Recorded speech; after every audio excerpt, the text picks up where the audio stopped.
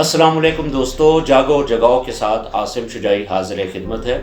दोस्तों, आजकल corona as कह रहे हैं लोग, क्योंकि कोरोना वायरस पूरी दुनिया में फैला हुआ है और इस कोरोना एज के हवाले से हमारे यहाँ वतन अजीज़ पाकिस्तान में बहुत सी इस वक्त शकूक व शुबात, कन्फ्यूजन्स, प्रॉब्लम्स और मसाइल जो हैं वो अपनी जगह पर कायम हैं और उनको हल करने के हवाले से अभी तक कोई तदबीर सामने नहीं आ सकी। तो इस हालत को देखते हुए मुझे अल्लामा इकबाल का एक शेर याद आता है, वो मैं आपके साथ शेयर भी करना चाहूँगा और फिर कोशिश करूँगा कि उसके जो मानी हैं उसको पाकिस्तान की अब तक की जो सूरत हाल है उसके साथ ज़रा जोड़ूँ और कुछ चीज़ें हम उसमें से अखज़ कर सकें, समझ सकें। तो शेर मुलाहिज़ा कीजिए। शेर है, क्या फरमाते हैं, हयात क्या है, हयात क्या है, ख्यालो नज़र की मजज़ूबी।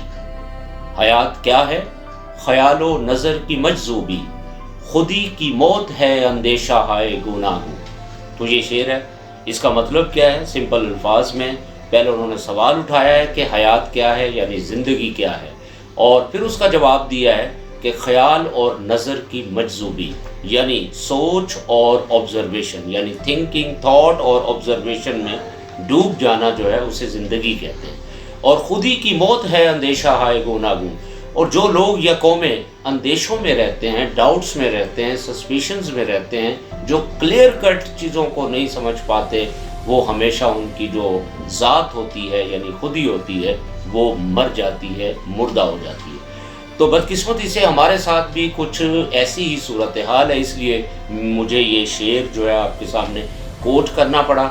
तो इस सूरत हाल के से हम कैसे निबर्द आज़मा हो सकते हैं, इस हवाले से आज मैं आपसे बात करना चाहता हूं।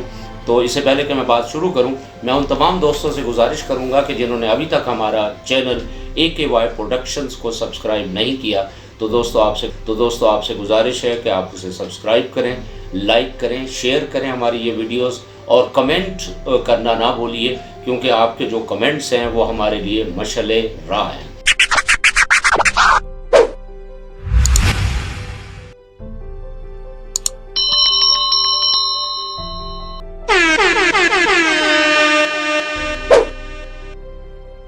तो दोस्तों अब बात शुरू करते हैं। ये जो शेर मैंने आपके सामने रखा है, बदकिस्मती से हमारी तारीख जो है वो पूरी इन जो खुदी की मौत है यानी अंदेशा हाय गुनागूं से जो है वो भरी हुई है। इसलिए हमारी ज़ाती तौर पर भी और बहसीयत कौम हमारी जो खुदी है वो मौत का शिकार है। हम ज़िंदगी की तरफ अभी तक आ नहीं सके। तो जब तक हम इन डाउट से, शकूक व शुबात से नहीं निकलेंगे, उस वक्त तक हम ज़िंदगी की तरफ नहीं आ सकेंगे। आइए दोस्तों, अब इस शेर को हम अप्लाई करते हैं हमारी पाकिस्तान की जो तारीख़ है। हम देखते हैं कि कहाँ कहाँ पर जो है वो हम अंदेशा हाय गुनागूं का शिकार रहे, और वो अंदेशा हाय गुनागूं की वजह से हम क्यों एक मुर्दा लोग बन चुके हैं, एक ज़िंदा कौम नहीं बन सके। ये वो वजूहात हैं। हम इस शेर को मैं अभी कोशिश करूँगा, अप्लाई करूँगा हिस्टोरिकली। सबसे पहले तो मैं खुद अल्लामा इकबाल की तरफ आता हूँ। तो आपको पता है कि अल्लामा इकबाल ने जो खुतबा इलाहाबाद दिया था, तो उसमें एक ज़िक्र किया था कि मैं बरे सगीर में मुसलमानों की एक अलहदा वतन का एक ख्वाब देख रहा हूँ। तो वो वतन कैसा होगा, इस हवाले से आज तक हम क्लियर नहीं कर सके कि आया अल्लामा इकबाल जो वतन देख रहे थे, क्या वो जो मुल्लायत का तसव्वुर है वैसा था, या मुस्लिम कौमियत का जो तसव्वुर है वो अल्लामा इकबाल का क्या था, या अल्लामा इकबाल जो है वो किस किस्म का एक मुसलमानों के लिए अलग वतन बनाना चाहते थे। तो इस हवाले से बहुत सी मुख्तलिफ आरा मौजूद हैं और बहुत सी कन्फ्यूजन्स हैं, और वो अंदेशा है गुनागू चल रहे हैं। अब आते हैं हम कायद आज़म की तरफ, क्योंकि कायद आज़म बानी पाकिस्तान भी हैं।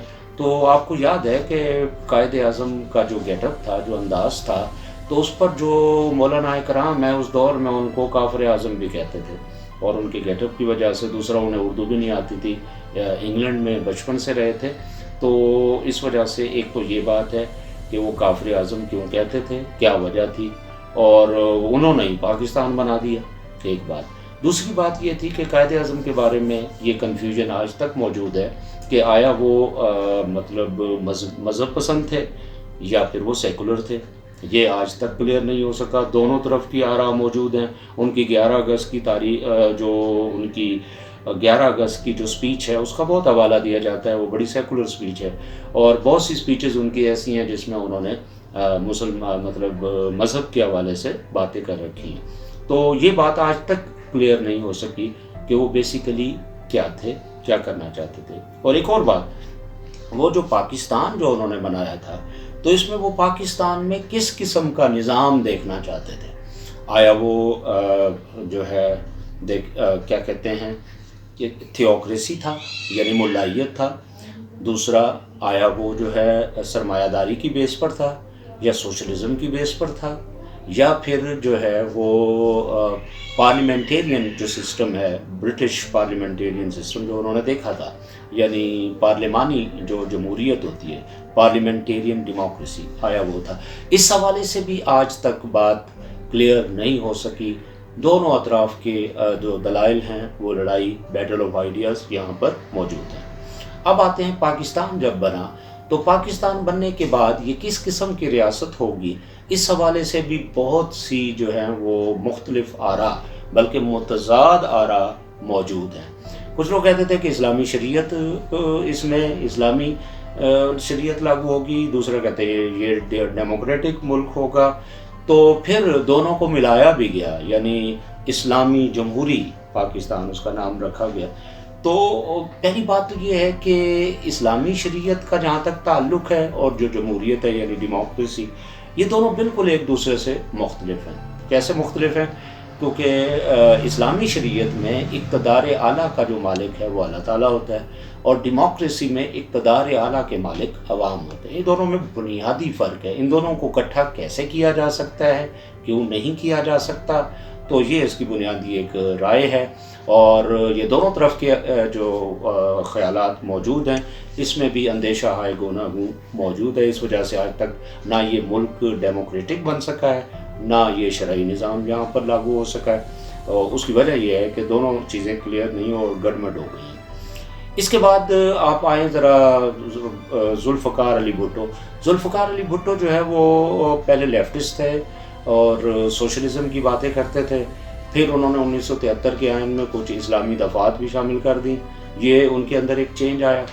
تو کہنے کا مطلب یہ ہے, کیا وہ اسلامی تھے یا سوشلسٹ تھے, یہ آج تک یہ بات کلیئر نہیں ہو سکی, کیونکہ دونوں چیزیں ان کے اندر وہ موجود ہیں.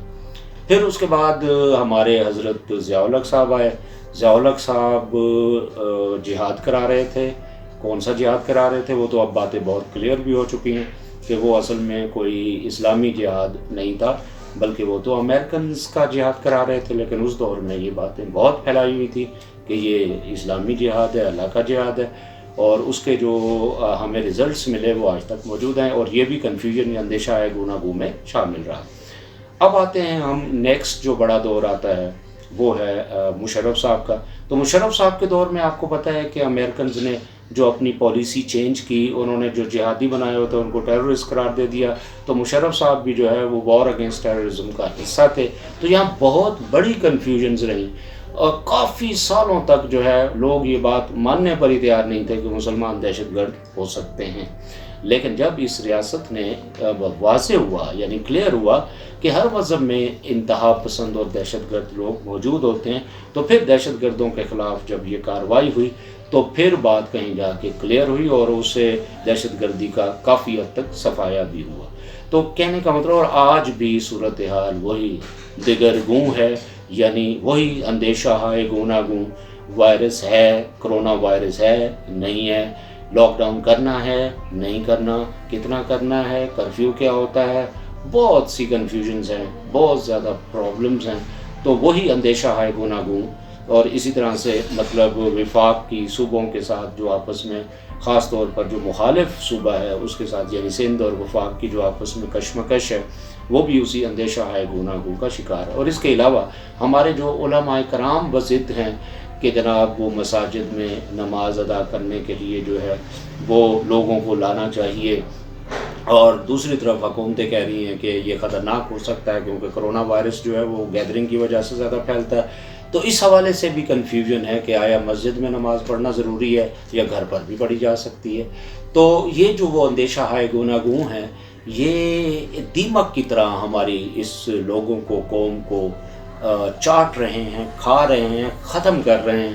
اور اگر ہم نے یہ جو اندیشہ ہائے گوناگوں ہے، یعنی علامہ اقبال نے جو شعر بیان کیا ہے اور جو مطلب ہمیں سمجھانے کی کوشش کی ہے، جو زندگی کی جو تعریف کی ہے، اور جو زندہ یعنی مرے ہوئے جو لوگ ہوتے ہیں، جو بظاہر زندہ نظر آتے ہیں، ان کی جو بات اس شعر میں بیان کی ہے، اگر ہم اس کو نہیں سمجھیں گے تو ہم بھی اسی اندیشہ ہائے گوناگوں کا شکار ہو کر ہماری جو خودی ہے وہ مرتی رہے گی.